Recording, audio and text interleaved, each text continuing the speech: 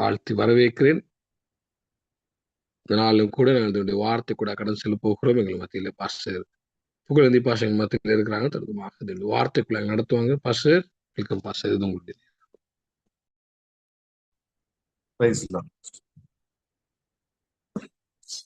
பிதாவாகிய தேவனாலும் கர்த்தராகிய இயேசு கிறிஸ்துவினாலும் பரிசுத்த ஆவியானவராகிய திரியேக தேவனுடைய நாமத்தினாலும் இது டெலிவரன்ஸ் மினிஸ்ட்ரி மூலியமா நடைபெறுகிற இந்த அதிகாலை ஜெபத்தில் கலந்திருக்கிற உங்கள் யாவரையும் வாழ்த்தி வரவேற்கிறேன். கர்த்தருடைய நாமம் மகிமைப்படட்டும். ஒரு சிறிய ஜெபத்தோடு கூட இந்த ஸ்டடியை நம்ம ஆரம்பிக்க போகலாம்.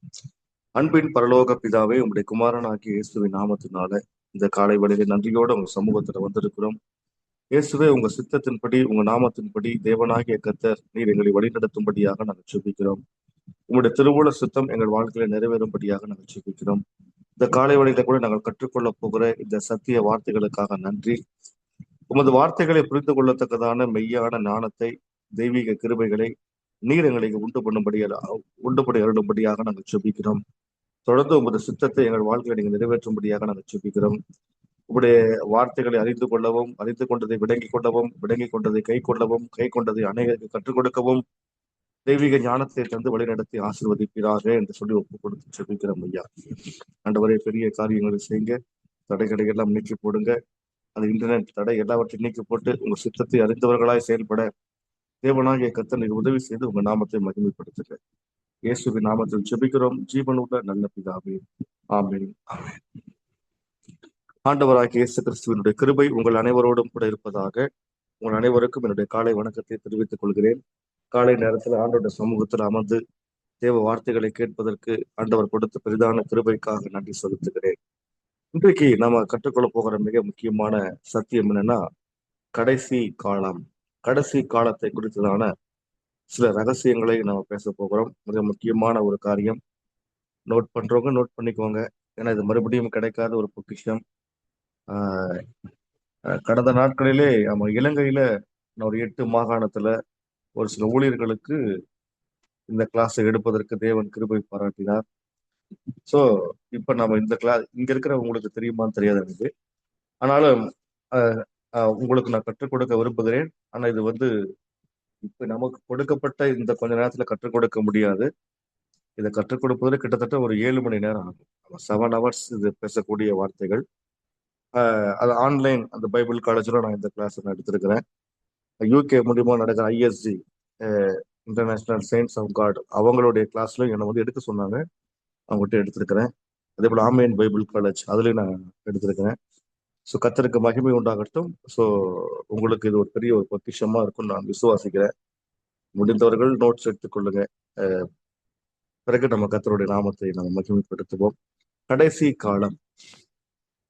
இன்னைக்கு நடக்கிற உலகத்துல நடக்கிற ஒவ்வொரு சம்பவங்களையும் நிகழ்வுகளையும் பார்க்கும் பொழுது எல்லாருக்குள்ளேயுமே ஒரு பெரிய ஒரு விஷயம் எடுத்துக்கொண்டு தான் இருக்கும். அதாவது உலகத்துல நம்ம நினைக்காதெல்லாம் நடந்துகிட்டு இருக்கு, இவ்வளவு பெரிய காரியங்கள் நடந்துட்டு இருக்கு. ரொம்ப நம்மளுடைய மனதை ஆச்சரியப்படுத்தக்கூடிய காரியங்களாக தான் இருக்கும். நமக்கு வேணா ஆச்சரியமா இருக்கலாம், ஆனா தேவனுக்கு இது ஆச்சரியமானவைகள் அல்ல. ஏன்னா அவர் ஆல்ரெடி திட்டமிட்டது இந்த உலகத்துல நடந்து கொண்டுதான் இருக்கிறது. அவர் திட்டமிட்டதுல கொஞ்சம் கூட யாராலையும் மாற்றவே முடியாது. அவர் சித்தம் கொண்ட காரியங்களை மனுஷனால மாற்றுவதற்கு முடியவே முடியாது. பழைய ஏற்பாட்டுல ஒரு சில சம்பவங்கள் தவிர. அது என்ன ஒரு சில சம்பவங்கள் நீங்க பாத்தீங்கன்னா,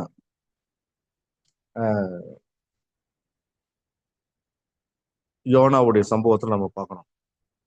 யோனா கிட்ட ஆண்டவர் சொல்றாரு, அந்த மக்கள் அழிக்கணும்னு சொல்லி பேச சொல்றாரு. இவன் போய் பேசுறான். ஆனா அந்த மக்கள் மனம் திரும்பி ரசிக்கப்படுறாங்க. ஆனா ஆண்டவர் அந்த மக்களை அழிக்கிற செய்தியை போய் சொல்லதான் இவனை தெரிந்து கொண்டாரு. ஆனா அங்க நடக்கிறது மாறுது. அது என்னது, மாற்றத்துக்கு உட்படுத்தப்பட்ட, நிபந்தனைக்கு உட்படுத்தப்பட்ட தேவ சித்தம். அது ஒரு பைபிள்ல 3 சம்பவம் தான், அதற்கப்புறம் எங்கேயுமே கிடையாது. ஆனா இப்ப இந்த நாட்களில் நடந்து கொண்டிருக்கிற ஒவ்வொரு விஷயம் அதாவது மாற்றத்துக்கு உட்பட்ட தேவ சித்தம் அல்ல. ஏதோ நம்ம ஜெபம் பண்ணா எல்லாத்தையும் கர்த்தர் மாத்திடுவாரு அப்படின்னு கிடையாது. அவரோட திட்டம் அழகா நடந்துட்டு இருக்கு, அவ்வளவுதான். நமக்கு என்னன்னு அந்த திட்டம் தெரிஞ்சுன்னா அந்த திட்டத்துக்கு மாறுதலாக நம்ம யாருமே ப்ரேயர் பண்ண மாட்டோம். இதை மாத்துங்க ஆண்டவரே, அதை நடத்துங்க ஆண்டவரே, இது மாதிரி ஆகக்கூடாது ஆண்டவரே, இந்த மாதிரி யுத்தம் வரக்கூடாது ஆண்டவரே, இது நிறுத்துங்க ஆண்டவரே, நிறுத்துங்க ஆண்டவரே. நடத்துறதே அவர் தான். நீங்க நிறுத்துங்க நிறுத்துங்கன்னா நம்ம எப்படி போய் அப்ப என்ன நம்ம நம்ம என்ன ஜெபம் பண்றோம்? தேவ சித்தத்துக்கு எதிராக நம்ம ஜெபம் பண்றோம். ஏதோ நம்முடைய வியாதிகளுக்காக தேவைகளுக்காக ஜெபம் பண்றோம், ஓகே. ஆனா நம்ம உலக ரீதியாக உலக அரசியல் ரீதியாக அந்த கவனத்தோடு நீங்க பார்க்கும் பொழுது தேவன் அந்த சில விஷயங்களை அவர் மாற்றுவது கிடையாது. அவர் ஏதோ நம்ம ஜெபத்துல எல்லாத்தையும் மாத்துறா நம்ம நினைச்சிட்டு இருக்கோம். நம்ம ஜெபங்கள் எதையும் மாத்துதோ இல்லையோ, ஆனா நம்மை மாற்றும், நம்முடைய சூழ்நிலையை மாத்துறது தான் ஜெபம். உலகத்தையே ஏன்னா அது அது அவருடைய டிசைன்ல, அவருடைய சித்தத்துல, அவருடைய திட்டத்துல அவர் எல்லாவற்றையும் நேர்த்தி அழகா நடத்திட்டு இருக்காரு. ஒருவேளை ஒருவேளை என்னன்னா உலக அரசியல், உலக காரியங்கள் நமக்கு, உங்களுக்கு, எனக்கு ஃபேவரா சாதகமா இல்லாம இருக்கலாம். ஆனா ஆண்டவர் நினைத்த காரியம் அது நடந்துகிட்டு தான் இருக்குது. நீங்க நம்முடைய பைபிளை நீங்க தெளிவா நிறுத்தி பகுத்து ஆராய்ந்து வாசிச்சீங்கன்னாவே தெரியும். ஆண்டவர் சொன்ன சத்தியங்கள், ஆண்டவர் சொன்ன காரியங்கள் நிறைவேறாம இல்லை. ஆண்டவருடைய அந்த தீர்க்க தரிசனங்கள் நிறைவேறாமல் போனதாக இல்லை பைபிள். அவர் தெளிவா சொந்தத்திருக்குது. இப்ப நமக்கு ஒரு மிகப்பெரிய ஒரு விஷயம் என்னன்னா, கடந்த 2020, 2021 வந்த லாக்டவுன். அது நிச்சயமா நம்ம லைஃப்ல மறக்க முடியாத ஒரு சம்பவம். இதுவரைக்கும் சந்திக்காத ஒரு சூழ்நிலைய இந்த உலகமே சந்தித்தது. தி லாக்டவுன். அதெல்லாம் நம்மளால மறக்கவே முடியாது. ஸோ அப்ப இதை நம்ம என்ன பண்ணலாம்? இது நம்ம ஓகே லாக்டவுன் தானே அப்படின்னு நம்ம சாதாரணமா எடுத்துக்கலாமா? இல்ல ஏன் இது நடக்குது என்பதை கொஞ்சம் நம்ம ஆய்வுக்கு உட்படுத்தணும். எந்த ஒரு சம்பவத்தையும் நம்ம ஆய்வுக்கு உட்படுத்தும் பொழுதுதான் அதுல தேவன் என்ன செய்ய விரும்புகிறார் என்பதை நாம சிந்திக்க முடியும்.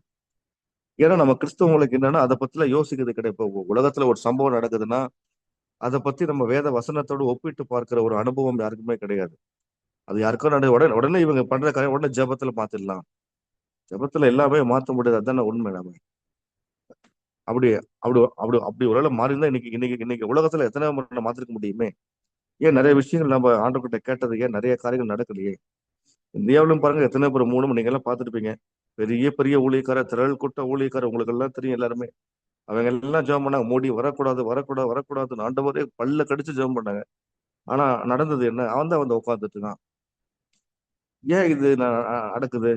அப்ப ஏன் ஆண்டவர் நம்முடைய ஜெபத்தை கேட்காம போயிட்டாரா? இல்ல, அவர் எப்பயுமே நம்ம ஜெபத்தை கேட்கிறவர். அதுல எந்த மாற்று கருத்தும் கிடையாது. நம்ம மக்களுக்கு தான் எப்படி ஜெபம் பண்ணணும், எதுக்காக ஜெபம் பண்ணணும், காலங்களை அறிந்து ஜெபிக்கணும். காலங்களை அறிய வேண்டும். என்னென்ன காலம் நடந்துட்டு இருக்கு, இப்ப என்ன சீசன் ஓடிட்டு இருக்கு, அதெல்லாம் தெரியாம எப்பயும் போல ஜெபிக்கிற மாதிரி ஜெபிச்சுட்டே இருக்கும். அதனாலதான் காலங்களை அறிந்தவர்களை தேவ சமூகத்துல எதற்காக எப்படி ஜெபிக்கணுங்கிற ஒரு யுக்தியை பரிசுத்த ஆவியானவர் நமக்கு கற்றுக் கொடுக்குறாங்க.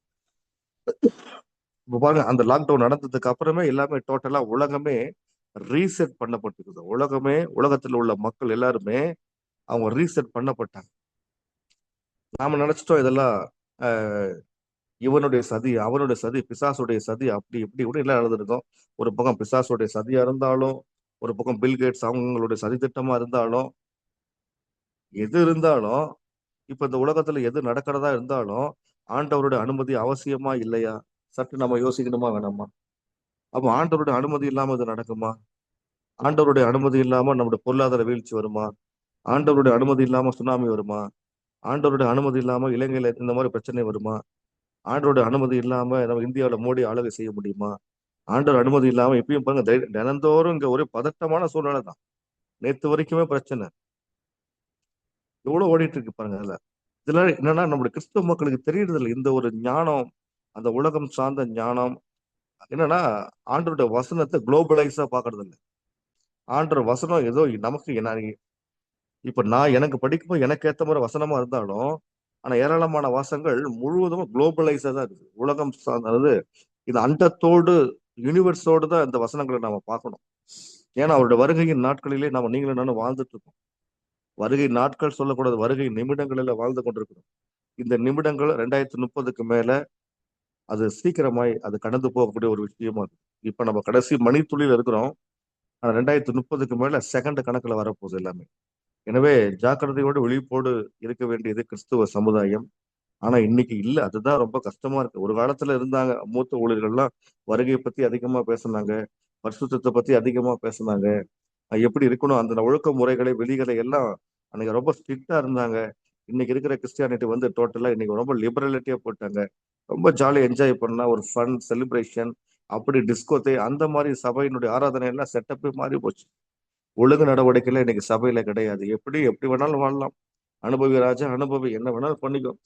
பாட்டு, ஆட்டம், பாட்டம், குத்தாட்டம், டான்ஸ், இன்னைக்கு உலகத்துல நடக்கிறதெல்லாம் இங்கேயும் நடக்குது.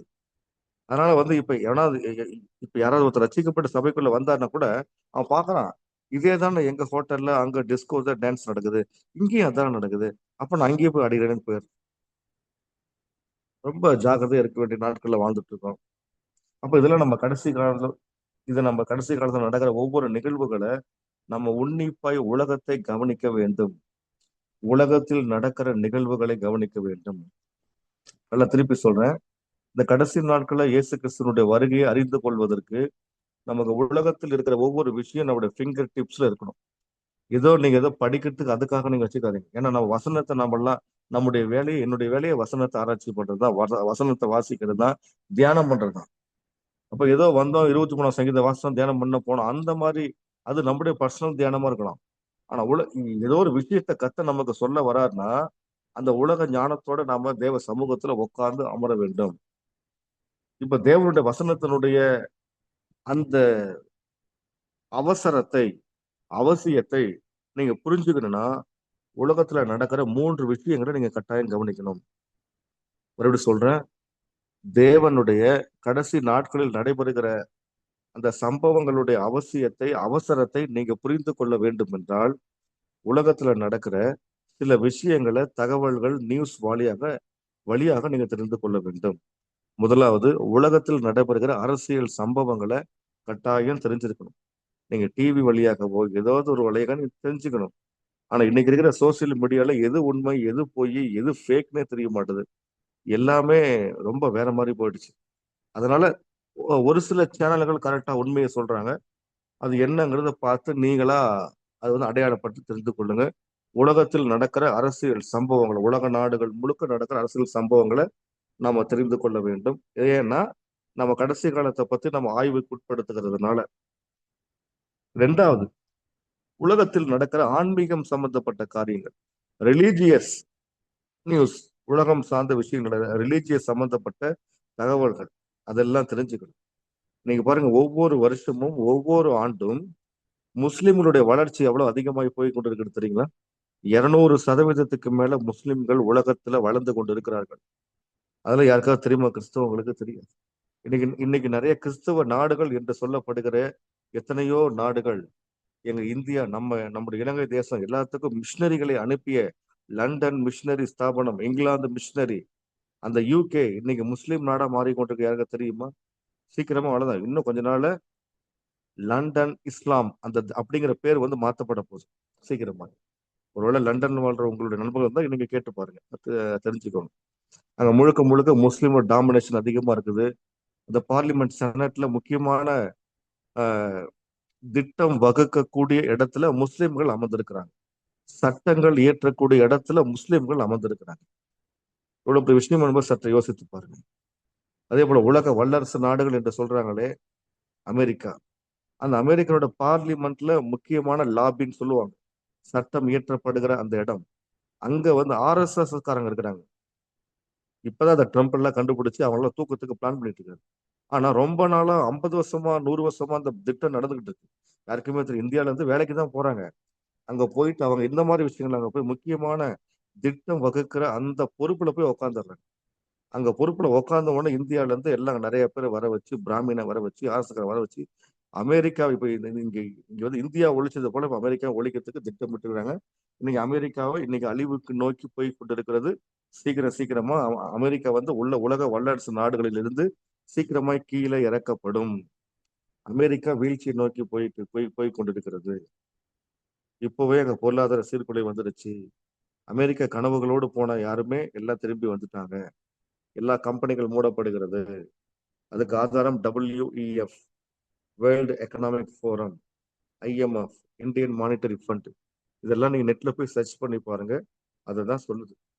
அதுக்குதான் இதெல்லாம் நம்ம தெரிஞ்சாதான் இப்ப வசனம் என்ன நிறைவேறுது, அப்ப ஆண்டவர் சொன்னது கரெக்டா நடந்துகிட்டு இருக்கு அப்படின்னு நம்ம அதை புரிந்து கொண்டு நம்மை நாமே தற்காத்து கொண்டு நம்முடைய குடும்பத்தையும் நமது சபையையும் நோவா பேழையை போல வருகைக்கு நம்ம ஆயத்தப்படுத்த வேண்டியது நம்முடைய கடமை.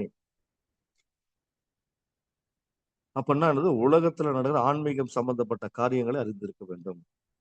மூணாவது, உலகத்தில் இருக்கிற பொருளாதார விஷயங்களை சார்ந்த தகவல்களை கட்டாயத்தில் நீங்க என்ன நடக்குதுன்னு தெரிஞ்சிருக்கணும், என்னென்ன விஷயங்கள் நடக்குதுன்னு தெரிஞ்சிருக்கணும். கடந்த நாள் இன்னைக்கு நடந்த யுத்தத்துல நடந்த விஷயம் என்ன தெரியுங்களா? உலகத்தையே பொருளாதாரத்துல தன்னுடைய கண்ட்ரோல்ல வைத்திருக்கிற உலக வர்த்தக கூட்டமைப்பு, உலக வர்த்தக கூட்டமைப்பு, அதான் WEF, நம்ம முன்னே சொன்னோம், வேர்ல்டு எக்கனாமிக் ஃபோரம், அதனுடைய தலைவர் தன்னுடைய வேலையை ராஜினாமா பண்ணிட்டார். இதெல்லாம் நமக்கு என்னன்னா, நம்மளுடைய நியூஸ் பேப்பர்ல ஒரு சின்ன குட்டியோட நியூஸா வரும். அதை நம்ம பெருசா எடுத்துக்க மாட்டோம். நம்ம எல்லாமே பெரிய நம்ம ஊர்ல நம்ம லோக்கல் நியூஸை பார்த்து பார்த்து பழகிறதுனால தெரியறதில்லை. அதை நீங்க பாத்தீங்கன்னா உங்களுக்கு புரியும். அந்த லோக்கல் நியூஸ் இந்த மாதிரி விஷயங்கள் ஒரு ஒரு ஓரமா இருக்கும். அது ரொம்ப முக்கியமான விஷயம். ஏன் அவர் விலகிட்டாரு? ஏன்னா அந்த யுத்தத்தினால அமெரிக்கா எவ்வளவு லாஸ்ல போயிட்டு இருக்குன்னு தெரியுங்களா? பயங்கரமா ரொம்ப பொருளாதார சீர்குலைவு நோக்கி போயிட்டு இருக்கு. அமெரிக்காவை நம்பி போனவங்க எல்லாருமே இப்ப ஏன்டா அமெரிக்கா வந்தோம்னு ஃபீல் பண்ற அளவுக்கு இருக்குது. கொஞ்சம் கொஞ்சமா செட்டா என்ன பண்றாங்க, யாரெல்லாம் வேலைக்கு போனவங்க எல்லாம் திருப்பி அனுப்பிட்டு இருக்காங்க. அவங்க சொல்றாங்க, வெளிநாட்டுல யாரும் இங்க வேலைக்கு வராதீங்க, எங்க மக்கள் நாங்களே பாத்துக்கிறோம் அப்படிங்கிற அளவுக்கு இன்னைக்கு வேற மாதிரி போயிடுச்சு. சட்டங்கள் திட்டங்கள் எல்லாமே மாறிடுச்சு. அங்க காரணம் எக்கனாமி. அங்க வர்த்தகம் பாதிக்கப்பட்டிருக்கிறது, ஃபைனான்ஸ் பாதிக்கப்பட்டிருக்கிறது. அதனால அதுக்கு பொறுப்பா இருந்த தலைவனே, உலக நாடுகளுக்கு தலைவனே, எனக்கு இந்த வேலை என்னை விட்டுருங்க, ஆளை விடுங்க, நான் கிளம்புறேன் அப்படின்னு அவர் ரொம்ப அழுது எழுதி கொடுத்துட்டு போயிட்டார். யோசிச்சு பாருங்க எப்படி இருக்கிற உலகம், யோசிச்சு பாருங்க. அப்ப கர்த்தர் எப்படி? அப்ப இந்த மூன்று விஷயங்கள் நம்ம எப்பொழுதுமே உங்களால முடிஞ்ச அளவுக்கு, ஏன்னா கையில மொபைல் போன் வச்சிருக்கிறீங்க, அழகா அந்த மொபைல் மூலியமா அந்த மாதிரி ஜெபம் நடத்துறோம், அதெல்லாம் ஓகே. இந்த மாதிரி சில விஷயங்களை முடிந்த அளவு தெரிந்து கொள்வதற்கு முயற்சி பண்ணி நோட் பண்ணிக்கோங்க. நாங்கெல்லாம் இது வரைக்கும் நடந்த ஒவ்வொரு விஷயம் நாங்க நோட் பண்ணி எல்லாமே பிரிண்ட் போட்டு எடுத்து வச்சிருக்கோம். ஏன் பிரிண்ட் போட்டு எடுத்து வச்சிருக்கேன்னா, அப்ப ஆண்டவர் சொன்னது கரெக்டா நிறைவேறி கொண்டு வருகிறது ஒவ்வொன்னா. அந்த அந்த அந்த ஏன்னா வசனம் நிறைவேறுவதை உலக சம்பவங்கள் வழியாக தான் நம்ம ப்ரூவ் பண்ண முடியும். சும்மா ஏதோ நம்ம நியூஸ் வாசிச்சு அரசியல் பேசுறதுக்காக இல்லை. அப்ப ஆண்டவர் ஒரு விஷயத்த நம்ம கிட்ட ஆண்டவர் சொல்றாருன்னா, அந்த விஷயம் அது நடக்கிறது என்பதை எதன் வழியா நம்ம தெரிஞ்சுக்க முடியும்? உலகத்துல நடக்கிற நிகழ்வுகள் வழியாக தான் நம்ம தெரிஞ்சுக்க முடியும். இன்னைக்கு எங்கேயோ யாருக்கோ ஒரு பிரச்சனை வருது, போராட்டம், பூமி எதிர்ச்சி வருது, ஒரு எங்கேயோ ரெண்டு நாடு சண்டை போடுறாங்கன்னா, அப்படியா, சரி சரி அவ்வளவு முடிஞ்சு போச்சு அப்படிங்கிற ஒரு தகவலோட நம்ம நின்று விடாம, அந்த தேவ சமூகத்துல அமர்ந்து, ஆண்டவர் ஏன் நடக்குதுன்னு எனக்கு தெரியல, கற்றுக் கொடுங்க, சொல்லிக் கொடுங்கன்னு சொன்னீங்கன்னா, அதுக்கேற்ற வழிமுறைகள் ஆண்டவர் அழகா இதுதான்ப்பா, நான் சொன்ன அந்த வசனம் தான் அது அங்க நடக்குது அப்படின்னு அவர் தெளிவுற அவர் கற்றுக் கொடுப்பார், சொல்லிக் கொடுப்பார். அதை நம்ம ரொம்ப ஜாக்கிரதை நம்ம புரிந்து கொள்ள வேண்டிய ஒரு காரியம். அப்ப பாருங்க, இந்த இந்த உலகம் இப்பொழுது கடைசி மணி துளி வேலையில நம்ம வாழ்ந்து கொண்டிருக்கிறோம். அதுதான் உண்மை. கடைசி நாட்கள் சொன்னாங்க, அது போயிடுச்சு. கடைசி காலம் என்று சொன்னாங்க, அது போயிடுச்சு. ஆனா இப்பொழுது நாம் இருக்கிறது கடைசி மணி துளி வேலையில் இருக்கிறோம். இந்த கடைசி மணி துளியில் வேலையில் இருக்கிறோம் என்பதை பைபிள்ல 3 புத்தகங்கள் நமக்கு அழகாய் வெளிப்படுத்துகிறது. இப்ப நம்ம கடைசி மணி வேலையில தான் இருக்கிறோமா என்பதை நீங்க நிரூபிக்கணும்னா, அறிந்து கொள்ளணும்னா, இந்த 3 புத்தகங்கள் வழியாக தான் அறிந்து கொள்ள முடியும். முதலாவது தானியேல். தானியேல் புத்தகத்தை நீங்க வாசிச்சா மட்டும்தான், தானியேலுக்கு ஆண்டவர் நிறைய விஷயங்களை தமது தூதன் மூலியமாக அறிவித்திருக்கிறார், அவர் எழுதியும் வைத்திருக்கிறார். நீ தானியேல் புத்தகத்தை வாசிச்சீங்கன்னா உங்களுக்கு தெரியும். அது ரொம்ப கொஞ்சம் புரியறது கஷ்டமா தான் இருக்கும். அதுதான் சொல்ல, அதை புரியணும்னா இப்ப நடக்கிற விஷயங்கள்லாம் உனக்கு தெரிஞ்சு அதோட வச்சு நீங்க பார்த்தா அழகா புரிஞ்சுக்கலாம். 2வது வெளிப்படுத்தின விசேஷம். நமக்கு என்னன்னா, வெளிப்படுத்தின விசேஷம் எல்லாம் படிக்கும்போது ஒண்ணுமே புரியாத மாதிரி இருக்கும். அது கொஞ்சம் கஷ்டமா தான் இருக்கும். நல்லா வசனம் தெரிஞ்சவங்க கிட்ட நல்லா கேட்டு நீங்க தெரிந்து கொள்ளுங்க. வெளிப்படுத்துற விசேஷம் நடக்கிற 4ஆம் அதிகாரத்துக்கு அப்புறம் நடக்கிற விஷயம் பாருங்க. அந்த முதல் அதிகாரம் அறிமுகம். இந்த முதல் 2 அதிகாரம் சபைகள், 7 சபைகளுக்கு கொடுக்கிற அந்த வார்த்தைகள். 4வது அதிகாரத்துல இருந்தா அவருக்கு எல்லாமே வெளிப்படுத்துறாரு யோவானு. அது எல்லாம் நீங்க வாசிச்சீங்கன்னா அந்தந்த காலம் அது எல்லாமே அங்கங்க மாற்றி இருக்குது, ஷஃபிள் பண்ணப்பட்டிருக்குது. அதெல்லாம் நாங்க ஒரு ஸ்டடியில எடுத்து கொடுத்துருந்தோம். வெளிப்படுத்த விசேஷத்தை பகுத்து ஆராய்ந்து லைனா அது எப்படி அங்கங்க இருக்கிறத ஒன் பை ஒன்னா லைனா பண்ணி கொடுத்து, அது ஒரு செமினார்ல நாங்க சொல்லி கொடுத்து எழுத வச்சோம் மக்களை. செமினார் அழகா அது சொல்றதுன்னா கிட்டத்தட்ட ஒரு ஒரு 9 ஹவர்ஸ் ஆகும். நம்ம இன்னைக்கு இந்த சும்மா இந்த 1 ஹவர்ல சொல்லிக் கொடுக்க முடியாது. ஸோ இதை சும்மா ஜஸ்ட் ஹிண்ட்ஸ் மட்டும், ஒரு தலைப்பு மட்டும் நான் சொல்லிவிட்டு நான் கடந்து போக விரும்புறேன். மீது நீங்க வசனத்தின் வழியா தெரிஞ்சு கொள்ளுங்க. ஸோ இதெல்லாம் நம்ம நம்ம கிளாஸ்ல இருந்து அவங்க பெய்டு பண்ணிடல, அவங்கள கிளாஸ் கத்துக்கிறாங்க. ஸோ நமக்கு அந்த ஒரு குறுகிய சின்ன விஷயத்தை மாத்திரம் நான் கற்றுக் கொடுக்க விரும்புகிறேன். அப்ப இந்த 3 விஷயங்கள், இந்த 3 புத்தகங்கள், தானியேல், வெளிப்படுத்தின விசேஷம், அடுத்து மத்தேயு 24ஆம் அதிகாரம். மத்தேயு 24ஆம் அதிகாரத்துல தான் சீஷர்கள் கேட்ட கேள்விக்கு ஆண்டவர் சொன்ன அந்த பதில்கள். அதை முழுவதுமா நீங்க ரிசர்ச் பண்ணி ஆராய்ச்சி பண்ணி பார்த்தீங்கன்னா அதுல ஒண்ணு கூட மாறாம அழகா நடந்துட்டு இருக்கு. அப்ப ஆண்டவர் மத்தேயு 24 அவர் தெளிவா சொல்லுகிறார். தெளிவா அங்க என்ன சொல்லுகிறாரு? எழுப்புதல் வரும்னு சொன்னாரா? கடைசி நாட்கள்ல ஜனங்கள் எல்லாரும் ரட்சிக்கப்படுவாங்கன்னு சொன்னாங்களா? சபைகள் எல்லாம் நிரம்பி வழியுன்னு சொன்னாங்களா? யோசிச்சு பாருங்க. மத்த 24 போய் திருப்பி திருப்பி திருப்பி திருப்பி படிச்சு பாருங்க. ஆனா இன்னைக்கு இருக்கிற பெரிய பெரிய ஊழியர்கள் என்ன சொல்றாங்க? எழுப்புதல் வரும், அல்லேலூயா அப்படின்னு சொல்லி பேசிட்டு இருக்காங்க. எழுப்புதல்ல எங்க எழுப்புதல் வரும்? ஒண்ணே ஒண்ணு, அவர் வந்தா நம்ம எழுந்து போகணும், அவ்வளவுதான். கடைசி நாள் யுத்தம் வரும்னு சொல்லப்பட்டிருக்கு, அது நடக்குது. கொள்ளை நோய் வரும் சொல்லப்பட்டிருக்கு, நடந்துகிட்டு இருக்கு. இருள் மூடும், உலகம் முழுக்க இருள் மூடிக்கிட்டு இருக்கா இல்லையா? யோசிச்சு பாருங்க. இங்க போய் உட்காந்து இப்ப எழுப்புதல் வரும், அது வரும், இது வரும் நம்ம பேசிக்கிட்டு இருக்கோம். எழுப்புதல்லாம் என்ன? ஒரு தனி மனிதன் ரட்சிக்கப்படணும், அதுதான் எழுப்புதல். கூட்டம் கூட்டமா இப்ப நான் நடத்துற கூட்டத்துல ஒரு 1000 பேர் வந்துட்டானா அது வந்து எழுப்புதல் கிடையாது. அப்படி பார்த்தா நீங்க வந்து உலகத்துல போய் எத்தனையோ பெரிய பெரிய ஸ்டார் ஸ்பீக்கர் இவங்கெல்லாம் வர அங்க கூட்டம் வருது. ஸ்டாலின் பேசுனா 10 லட்சம் பேர் வரான். ஆக்டர் விஜய் பேசுனா 8 லட்சம் பேர் வரான். அப்ப அந்த கூட்டத்தை பார்த்தா எழுப்புதல் ஆயிடும். அதுதான் எழுப்புதலா? அது அல்ல. நீங்க அப்படிதான் நினைச்சிட்டு இருக்காங்க நிறைய பேர். கூட்டம் வந்தா எழுப்புதல். கூட்டம்லாம் இல்ல. ரட்சிப்பு தான் எழுப்புதல். எத்தனை பேர் இந்த கடைசியில நம்ம ரட்சிக்கப்படுறாங்க? ஆனா ரட்சிக்கப்பட்டவங்க எத்தனை பேர் பின்வாங்கி போறாங்க? அதை யாராவது யோசிக்கிறாங்களா? கடைசி நாட்களில் நடக்கிற மிக முக்கியமான சம்பவம், கிறிஸ்துவங்க வஞ்சிக்கப்பட்டிருக்கிறாங்கன்னு நிறைய பேருக்கு தெரியறதே இல்லை. அதுதான் ரொம்ப ரொம்ப புரியாத ஒரு விஷயமா இருக்குது. சரி, இப்ப நம்ம அதை சொல்றதுக்கு எனக்கு நேரம் இல்லை இப்ப. ஏன்னா எனக்கு நிறைய விஷயம் நம்ம கற்று சொல்லி கொடுக்கலான்னு வந்திருக்கிறேன். ஆனா நேரம் இருக்குமான்னு தெரியாது. சரி, பார்ப்போம். கர்த்தருக்கு மகிமை உண்டாகட்டும். இந்த கடைசி நாட்கள் நடக்கிற சில விஷயங்களை நம்ம பார்க்க போறோம். சரிங்களா? அந்த கடைசி நாளத்துல மிக முக்கியமான விஷயத்தை நம்ம சொல்ல போறோம். வேத வசனம் சொல்லுகிறது, சங்கீதம் 31:15 வசனம். சங்கீதம் 31:15 வசனம், என் காலங்கள் உமது கரத்தில் இருக்கிறது. இந்த காலங்களை குறித்ததான அறிவு நமக்கு எப்பொழுதுமே நமக்கு தேவை. ஒவ்வொன்றும் என்னென்ன பீரியட்ல நடக்குது, என்னென்ன காலங்கள் நமக்கு தெரியணும். பைபிள்ல இருக்கிற காலங்கள் நம்ம எல்லாம் படிச்சுக்கிறோம். ஆனா ஆண்டவராகிய தேவன் இந்த காலங்களின் அடிப்படையில தான் உலகத்தை தேவன் தமது சித்தத்தின்படி வடிவமைக்கிறார். பாருங்க, காலங்கள் தான் தெய்வீகத்தினுடைய திறவுகோல், கீ. அதுதான் ஆண்டவருடைய அந்த சித்தத்தை விளங்கி கொள்ளக்கூடிய கீ. எதுனா காலங்கள். உலகத்துல வந்து எது நடந்தாலும் அந்த காலங்களை கொண்டுதான் தேவன் செய்றார். நீங்க பாருங்க, நமது வேதம் முழுக்க நீங்க பாத்தீங்கன்னா 3 விதமான காலகட்டங்களுக்கு உட்பட்டதாக பிரிக்கப்பட்டிருக்கு. நமக்கு முக்காலம். நம்முடைய வேதத்தில் காலத்தை 3 காலகட்டங்களாக வேதம் பிரிக்கிறது. அதான் முக்காலம் என்று. என்னது பாருங்க? உலகம் உண்டாக்கப்படுவதற்கு முந்தைய காலகட்டம், பிஃபோர் கிரியேஷன். உலகம் உண்டாக்கப்படுவதற்கு முந்தைய காலகட்டம். அடுத்து இப்போதைய உலகங்களின் காலகட்டம், வானம் பூமி உண்டாக்கப்பட்டதிலிருந்து அதோட முடிவு வரைக்கும் இருக்கிற காலகட்டம். 3வது இனி வரப்போகின்ற உலகங்களின் காலகட்டம், ஃபியூச்சர் சீசன். இனிமேல் நடக்க போற, அப்ப அது அது என்ன காலம் நமக்கு தெரியாது. அப்ப நம்ம என்ன பண்ணோம்? காலங்களை அறிந்தவர்களாக நம்ம இருக்கணும். அதான் வசனம் சொல்லுது, சங்கீதம் 77:10. சங்கீதம் 77:10 தேவனுடைய வலது கரத்தில் இருக்கிற வருஷங்களை நம்ம நினைவு கூற வேண்டும். சங்கீதக்காரன் என்ன சொல்றான்? ஆண்டவரே, உமது வலது கரத்தில் உள்ள வருஷங்களை நான் நினைவு கூறுவேன்.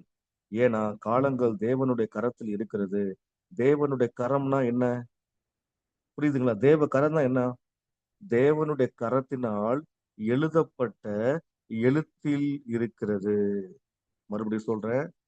தேவ இந்த காலங்கள் தேவனுடைய கரத்தில் இருக்கிறதுன்னு வாசிக்கிறோமே. இப்ப தேவனுடைய கரத்துல என்ன இருக்குது? தேவ கையில வச்சுக்கிறாரா?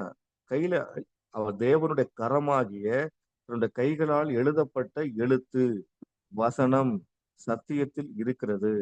அதுதான் தலைவருடைய எழுத்து, தலை எழுத்து. இதெல்லாம் ஒரு பெரிய ஒரு விஷயம். எல்லாம் கிறிஸ்து தான் நம்ம சபைக்கு தலை. அப்ப தலை எழுதுனா அது தலை எழுத்து. அப்ப தலை எழுத்தை யாராலும் மாத்த முடியுமா? மாத்த முடியாத ஒண்ணு. ஏன்னா அவர் அழகா எழுதி இருக்கிறார். காலங்களை கொண்டு எல்லாவற்றையும் உலகத்தை டிசைன் பண்ணி வச்சுட்டார். இந்த சீசன்ல இதெல்லாம் நடக்கணும். அவர் ஆல்ரெடி எழுதப்பட்டது, இன்னைக்கு அதெல்லாம் அந்த உலகத்துல நடந்து கொண்டு இருக்கிறது. எனவே இந்த காலத்தை யாரால அறிய முடியும்? இந்த காலத்தை இப்படி நடக்கிற ஒரு விஷயம் நடந்துட்டு இருக்குங்க. இப்படிலாம் உலகத்துல நடக்குதுன்னு சொல்லி யார் தான் அறிய முடியும்? அது முதல்ல நம்ம தெரிஞ்சுக்கலாம். ஓகேங்களா? அஹ் யாராவது பைபிள் நான் வந்து பைபிள் தொடர்ந்து வச்சிருக்கிறேன். எனக்கு எல்லாமே அந்த பக்கம் உட்பட நான் எல்லாமே ஞாபகம் வச்சுக்குவேன். இருந்தாலும் நீங்க யாராவது ஒருத்தர் வாசி, ஏன்னா நீங்க எல்லாரும் தூங்குறீங்களா இல்லை எனக்கு தெரியாது, கேட்கறீங்களான்னு தெரியாது. பிரசங்கி 8 அதிகாரம் 5வது வசனம். யாராவது ஒரு எடுத்து வாசிங்க. பிரசங்கி 8 அதிகாரம் 5வது வசனம். 797வது பக்கம், பழைய ஏற்பாடு.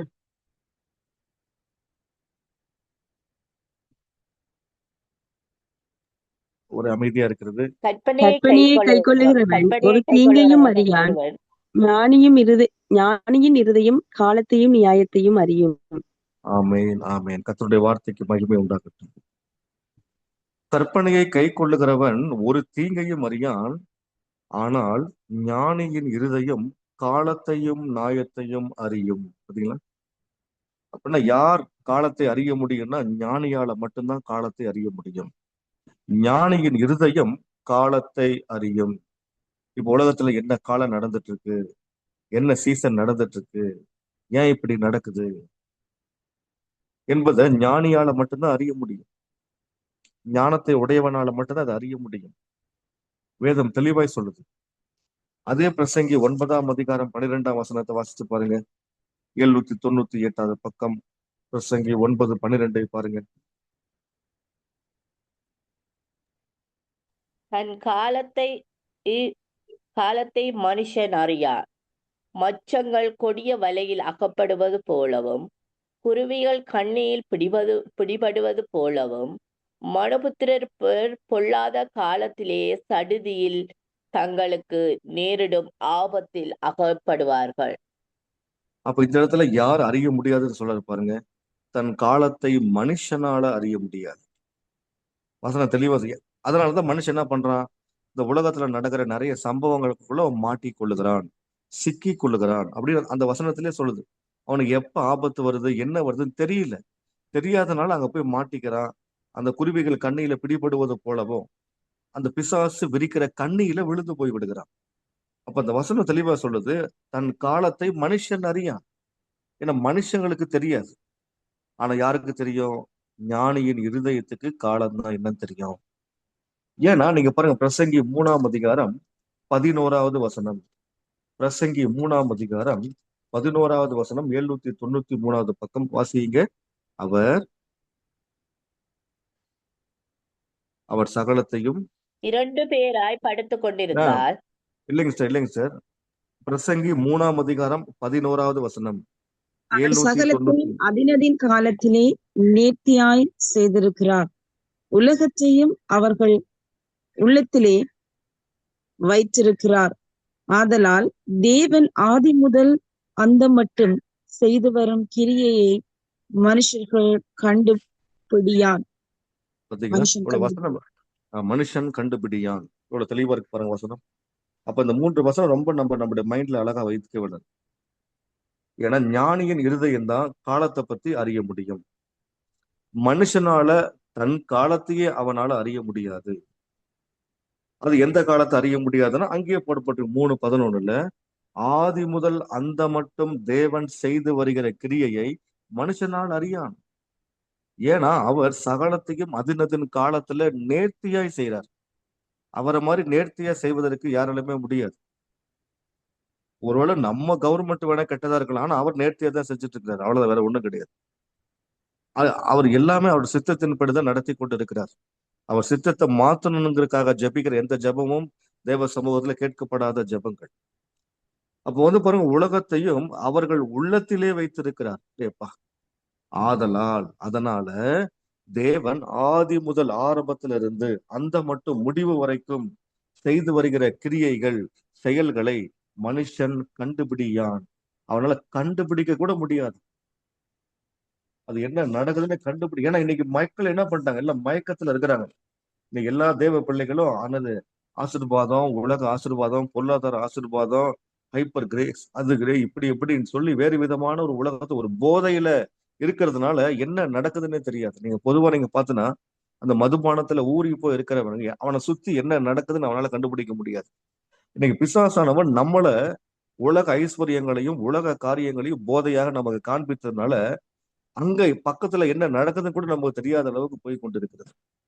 அதுதான் அதுதான் பாருங்க, இங்க ஒரு வசனம் சொல்லுது பாருங்க. இதெல்லாம் ரொம்ப அருமையான வசனங்கள். பிரசங்கி 8ஆம் அதிகாரம் 17வது வசனம். பிரசங்கி 8ஆம் அதிகாரம் 17வது வசனம், 798வது பக்கம் வாசிங்க.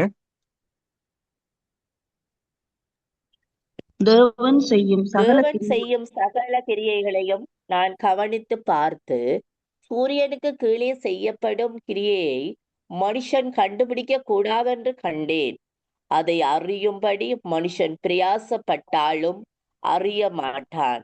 அதை அறியலாம் என்று ஞானி எண்ணினாலும் அவனும் அதை அறிந்து கொள்ள மாட்டான். இப்ப பாருங்க, இங்க வசனம் தெளிவா சொல்லுது. தேவன் செய்யும் சகல கிரியைகளையும் நான் கவனித்து பார்த்து, சூரியனுக்கு கீழே செய்யப்படும் கிரியையை மனுஷன் கண்டுபிடிக்க கூடாது என்று கண்டேன். அதை அறியும்படி மனுஷன் பிரயாசப்பட்டாலும் அவனால என்ன பண்ண முடியாதான்? அறிய முடியாது. இப்ப பாருங்க, வசனம் என்ன சொல்லுதுன்னா, தேவன் செய்யும் சகல கிரியைகளையும் மனுஷன் கண்டுபிடிக்க முடியாது. ஞானியே எண்ணினாலும் அதை அவனும் அறிந்து கொள்ள மாட்டான். அப்ப என்ன இங்க இந்த வசனம் கொஞ்சம் நம்ம தெளிவா என்னடா அது? இப்பதான் இதே 8ஆம் அதிகாரம் 5வது வசனத்துல போடப்பட்டிருக்கு. ஞானியின் இருதயம் தான் அறியன்னு போடப்பட்டிருக்கு. இங்க ஞானி எண்ணினாலும் அதை அவன் அறிந்து கொள்ள மாட்டான்னு போட்டப்பட்டிருக்கு.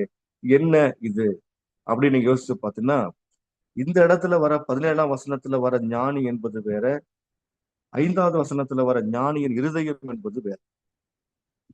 உலகத்துல 3 விதமான ஞானிகள் இருக்கிறாங்க. ஏன்னா இதெல்லாம் ஒரு பெரிய சப்ஜெக்ட், நான் உங்களுக்கு சுருக்கமா சொல்றேன். உலகத்துல 3 விதமான ஞானிகள். என்னன்னா உலக ஞானிகள், அதாவது என்னது, விஞ்ஞானிகள். அந்த உலக ஞானிகள்லாம் யாரு? விஞ்ஞானிகள். அடுத்து அஞ்ஞானிகள். 3வது மெய்ஞானிகள். இந்த உலகத்துல உங்களை என்னையும் ஆண்டவராகிய தேவன் மெய் ஞானிகளாக தான் வைத்திருக்கிறார். அப்ப மெய் ஞானிகளுக்கு தேவன் தன்னை வெளிப்படுத்துவார். உலக ஞானிகளுக்கு தேவன் வெளிப்படுத்த மாட்டார். எனவே இந்த ஒவ்வொரு காலம் என்பது அது தெய்வீக தொடர்பானது. தெய்வீகம் தொடர்பானத தெய்வீகமான ஞானத்தை உடைய, தெய்வீகத்தை அறிந்தவர்களுக்கு தான் தேவன் வெளிப்படுத்துவார். நீங்க பாருங்க, உலகத்துல எத்தனையோ சயின்டிஸ்ட் இருக்கிறாங்க, கலெக்டர் இருக்கிறாங்க, பெரிய பெரிய ஆட்கள் பதவியில, சரி நம்மளை விட பெரிய ஆளுங்களா இருக்கிறாங்கல்ல. ஆனா அவங்க எல்லாம் ஏன் ஏன் வந்து அவங்களுக்கு தெரியாதா? அவங்க போய் போய் சிலை முன்னாடி போய் வணங்குறாங்க. இந்த சிலை பேசாது, இது இது வந்து விக்கிரகம் தானே, இது எப்படி? அஹ் ஏன் அந்த அறிவு அவங்களுக்கு இல்லையே? ஆனா அவங்களுக்கு என்ன இருக்குது? உலக அறிவு இருக்குது, பதவி இருக்குது, பெரிய பட்டம் இருக்குது, பெரிய போஸ்ட்ல இருக்கிறாங்க. ஆனா அந்த விக்கிரக ஆராதனை பண்றாங்க, அதெல்லாம் பண்றாங்க. இதெல்லாம் ஏன் பண்றோம், ஏன் எதுக்கு பண்றோம் யோசிச்சு அவங்களாம் யோசிக்கிறாங்களா? யோசிக்கலையே. அப்ப அதெல்லாம் அவங்களுக்கு என்ன பண்ணுது? அவங்களுக்கு தெரியல. நமக்கு தெய்வம் யார் என்பதை தேவன் அறிய வச்சிருக்கிறார். நமக்கு அந்த விஷயத்தை நமக்கு சொல்லி கொடுத்திருக்கிறார். அப்ப மனுஷன் காலத்தை அறியான், தெய்வீகத்தை அறிந்த மெய்ஞானத்தை உடைய ஞானியால மட்டும்தான் தன் காலத்தை அறிய முடியும். வேத வசனங்களை கொண்டுதான் அவன் அறிய முடியும். அதுதான் மிக முக்கியம். மெய்ஞானிகளுக்கு தான் தேவன் தன்னுடைய காலத்தை வெளிப்படுத்துவார். உலக ஞானிகளுக்கு அவர் வெளிப்படுத்தவே மாட்டார். எனவே காலம் என்பது மிக மிக முக்கியம். அது தெய்வீகம் தொடர்பானது. ஏன்னா காலம் என்கிற கீ, காலம் என்கிற திறவுகோலை வைத்துதான் உலகத்துல தேவன் தம்முடைய சித்தங்களை தேவன் நிறைவேற்றி கொண்டிருக்கிறார். எனவே அந்த காலத்தை அறிந்தவர்களாய் நம்ம செயல்பட வேண்டியது மிக மிக மிக முக்கியமான ஒன்று. காலத்தில் நடக்கிற ஒவ்வொரு விஷயங்களும் நாம் அறிந்து கொண்டு செயல்பட வேண்டியது மிக மிக முக்கியமான ஒன்று. சரி, இப்ப பாருங்க, இப்ப நம்ம பொதுவா நம்ம என்ன சொல்றோம், கடைசி காலம்னா என்ன சொல்லிட்டு இருக்கிறோம்? இதோ இப்ப எழுதுறது நம்ம 2000 இயர்ல இருந்து இப்ப நம்ம கடைசி காலம்னு சொல்லிக்கிட்டு இருக்கணுமா இல்லையா? ஆனா பைபிள்ல சில வசனங்களை நான் உங்க முன்பாக வாசிக்கிறேன் பாருங்க. அந்த வசனங்களே உங்களுக்கு என்னன்னு புரியும். எபிரேயர் 1ஆம் அதிகாரம் 2வது வசனம். எபிரேயர் 1ஆம் அதிகாரம் 2வது வசனம், 298வது பக்கம், புதிய ஏற்பாடு. யாராவது ஒருத்தர் நீங்க நிறுத்தி நிதானமா வாசிங்க பார்க்கலாம். எபிரேயர் 1ஆம் அதிகாரம் 2வது வசனம், 298வது பக்கம். இந்த கடைசி இந்த நாட்களில் இந்த குமாரன் கடைசி மூலமாய் நமக்கு திருவுளம் பற்றினார். இவரை சர்வத்துக்கும் சுதந்திரவாளியாக நியமித்தார். இவரை கொண்டு உலகங்களை உண்டாக்கினார். ஆமென். பாருங்க, இந்த வசனம் சொல்றது இந்த கடைசி நாட்களில். அது என்னங்க இந்த கடைசி நாட்களில்? இந்த வசனம் இப்ப வாசிக்கும் போது நமக்கு இப்ப இருக்கிற காலத்தை சொல்றது போலதான் இருக்கும். ஆனா இல்ல. இந்த வசனம் எப்ப எழுதப்பட்டது? 1ஆம் நூற்றாண்டு. இயேசு கிறிஸ்து மரித்து அடக்கம் பண்ணி அதற்கப்புறம் சபைகள் வளர்ந்து வருகிற காலகட்டத்துல கிபி 80 90 அந்த டைம் எழுதப்பட்ட புத்தகம் தான் இந்த எபிரேயர் புத்தகம். அப்ப இந்த கடைசி நாட்களில், எந்த கடைசி நாட்களில்? 1ஆம் நூற்றாண்டு. ஆண்டவராகிய இயேசு கிறிஸ்துவினுடைய சபை வளர்ந்து வருகிற அந்த காலகட்டம். இந்த கடைசி நாட்களில் குமாரன் மூலமாய் நமக்கு திருவுளம் பற்றினார். அது என்ன திருவுளம் பற்றினார்? திருவுளம்னா என்றால் என்ன? அது என்ன தெரிஞ்சாதான் திருவுளம் பற்றினார்னா என்னன்னு தெரியும். பைபிள்ல சில நல்ல தூய்மையான தமிழ் வார்த்தைகள் இருக்கிறதுனால தமிழ் வார்த்தையோட சில அர்த்தங்கள் நமக்கு தெரியாதனால அப்படியே படிச்சுட்டு போயிடுவோம். திருவுளம், திருவுளம், திருவுளம்னா என்னது? திரு கூட்டல் உள்ளம், திரு கூட்டல் உள்ளம். திரு என்றால் இறைவன், உள்ளம் என்றால் அவர் மனதில் உள்ளது. அப்படின்னா இது நம்ம எப்படி ஈஸியா புரிஞ்சுக்கலாம்? திரு உள்ளம் பற்றினார் அப்படின்னா அவருடைய உள்ளத்தில் இருப்பதை நமக்கு வெளிப்படுத்தினார். அதோட அர்த்தம் அதான். இன்னும் ஈஸியா சொல்லுனா அவர் சித்தத்தை வெளிப்படுத்தினார். இந்த கடைசி நாட்களில் குமாரன் மூலமாய் நமக்கு அவர் உள்ளத்தில் இருக்கிற ரகசியங்களை, அவர் செய்ய போகிற அந்த சித்தத்தை நமக்கு வெளிப்படுத்தினார். இவரை பாருங்க, இவரை சர்வத்துக்கும் சுதந்திரவாளியாக நியமித்தார். இவரைனா எவரை? ஆண்டவராகிய இயேசு கிறிஸ்துவை. அடுத்து இவரை கொண்டு உலகங்களையும் உண்டாக்கினார். யார் அவர்? ஆண்டவராகிய இயேசு கிறிஸ்து. இயேசுனா வார்த்தையாகிய தெய்வம், அப்படி நீங்க பார்க்கணும். ஏன்னா வார்த்தையை கொண்டுதான் உலகத்தை படைச்சார். அந்த வார்த்தை தான் மாம்ச வடிவத்துல இயேசு கிறிஸ்துவ இந்த உலகத்துல வந்தார். அப்ப இந்த கடைசி நாட்களில் போடப்பட்டிருக்கே, அப்ப சற்று நம்ம யோசிக்கணுமா வேணாமா? அப்ப அப்ப அப்ப இந்த வசனம் என்ன சொல்றது? 1ஆம் நூற்றாண்டே கடைசி நாட்கள் சொல்லப்படுது. இப்ப நாம என்ன சற்று நம்ம யோசிக்க வேண்டிய காலகட்டத்துல இருக்கிறோமா இல்லையா? சிந்திக்க வேண்டிய காலகட்டத்துல நம்ம இருக்கிறோமா இல்லையா? பாருங்க, கட்டாயம் நம்ம யோசிக்கணுமா இல்லையா? அடுத்து இதே எபிரேயர் 9ஆம் அதிகாரம் 26வது வசனம் வாசிங்க. எபிரேயர் 9ஆம் அதிகாரம் 26வது வசனம், 306வது பக்கம்.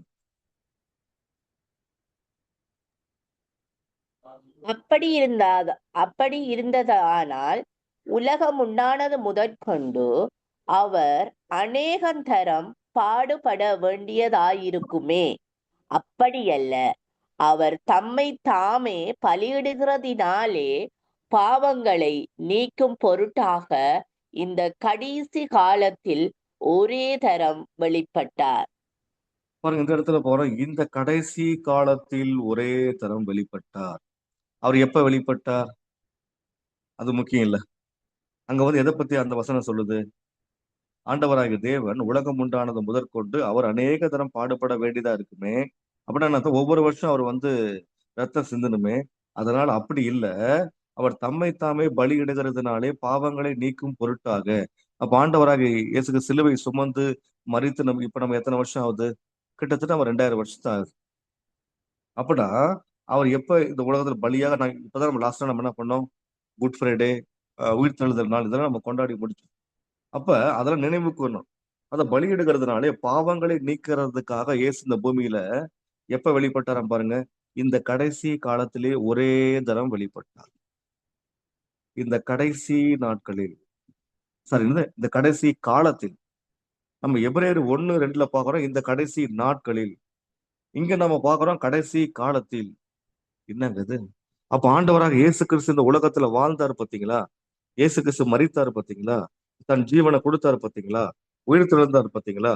அதுவே கடைசி காலம் என்று வேதம் சொல்லுகிறது. கடைசி காலம் என்று வேதம் சொல்லுகிறது. இந்த காலத்தை நம்ம அறிந்தா மட்டும்தான் இப்ப நாம என்ன காலத்துல வாழ்ந்துட்டு இருக்கோம் என்பதை தெளிவாக அறிய முடியும். அதற்கு அடுத்ததாக 1 பேதுரு 1ஆம் அதிகாரம் 20வது வசனம். 1 பேதுரு 1ஆம் அதிகாரம் 20வது வசனம், 318வது பக்கம். வேகமாக வாசிங்க. என் டைம் முடியுது. இன்னும் நம்ம ஸ்டார்ட் பண்ணவே இல்லை. டைம் முடியுது. சரி. அவர் உலக தோற்றத்திற்கு முன்னே குறிக்கப்பட்டவராயிருந்து தமது மூலமாய் தேவன் மேல் விசுவாசமாய் இருக்கிற உங்களுக்காக இந்த கடைசி காலங்களில் வெளிப்பட்டார். பாத்தீங்களா? இந்த கடைசி காலங்கள் அதுதான் முக்கியமான வார்த்தை. அதுதான் கீவேர்டு, திறவுகோல் வசனம். இந்த கடைசி காலங்களில் வெளிப்பட்டார். எங்க வெளிப்பட்டாரா? மனுஷனாக, மாம்ச வடிவத்துல. ஏன்னா இந்த வசனம் யாருக்கு எழுதப்படும்? சபைக்கு எழுதப்படுகிற வசனம். அப்ப இந்த சபை எப்ப இருந்த சபை? 1ஆம் நூற்றாண்டு சபை. பேதுரு எப்ப இருந்தாரு? 1ஆம் நூற்றாண்டு இருந்தார். அவர் தான் 1ஆம் நூற்றாண்டுல வந்த முதல் சபையின் முதல் பாஸ்டரே அவர் தான். அவர் சொல்றாரு பாருங்க, அவர் வந்து உலக தோற்றத்துக்கு முன்னே குறிக்கப்பட்டவரா இருந்தாலும் நமது மூலமாய் தேவன் மேல் விசுவாசமா இருக்கிற உங்களுக்காக, அன்றைக்கு இருந்த சபையில இருக்கிற மக்களுக்காக இந்த கடைசி காலங்களில் அவர் வெளிப்பட்டார். அப்ப இயேசு கிறிஸ்து வெளிப்பட்டார் பாத்தீங்களா? மாம்சத்துல வெளிந்தார் பாத்தீங்களா? முதல் வருகை. அதையே வேதம் கடைசி காலம் என்று சொல்லுகிறது. இயேசு இந்த உலகத்துல வந்த முதல் வருகையின் காலகட்டத்தையே கடைசி காலம் என்று சொல்லுகிறதுனா சற்று நாம யோசித்து பார்க்க வேண்டும். கடைசி காலம் என்று சொல்லுது அப்படின்னா என்ன என்பதை சற்று நம்ம யோசித்து பார்க்க வேண்டிய காலகட்டத்துல இருந்திருக்கிறோம். அப்ப நம்ம வசனத்தை நம்ம எடுத்தோமா கௌத்தமா என்று வாசிக்காதபடிக்கு காலத்தை அறிந்தவர்களாக நாம செயல்பட வேண்டியது மிக மிக முக்கியம். இது மாதிரி இன்னும் நிறைய வசனங்கள் இருக்கு. நம்ம ஏராளமான வசனங்கள் இருக்குது. தீமோத்தேயுலயும் வருது. தீமோத்தேயு 2 தீமோத்தேயு 3ஆம் அதிகாரம் 1ஆம் வசனம் முழுக்க நீங்க பாத்தீங்கன்னா, மேலும் கடைசி நாட்களில் கொடிய காலங்கள் வரும் என்று அறிவாயாக. கடைசி காலங்களில் கொடிய காலம் வரும் என்று அறிவாயாக. அங்க ஒரு பெரிய லிஸ்டே போட்டுக்கிறார் எப்படி இருப்பாரு சொல்லி மனுஷங்க. அந்த 5ஆம் வசனம் வரைக்கும் மனுஷங்க எப்படி இருப்பாங்க. ஏன்னா கடைசி நாட்கள் என்பதை எதை வச்சு கண்டுபிடிக்கலாம்? மனுஷங்களோட சுபாவத்தை வச்சு கண்டுபிடிக்க முடியும். ஏன்னா மனுஷங்க எந்த மாதிரி இருப்பாங்க, அங்க ஒரு பெரிய லிஸ்ட் இருக்கு. வீட்டுல போய் பொறுமையா வாசிங்க.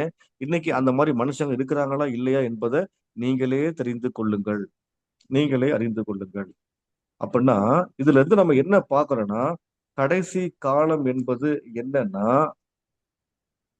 இப்ப ஏதோ நம்ம லாக்டவுன் வந்துச்சு, இதுதான் கடைசி காலம் என்று நான் இல்லை.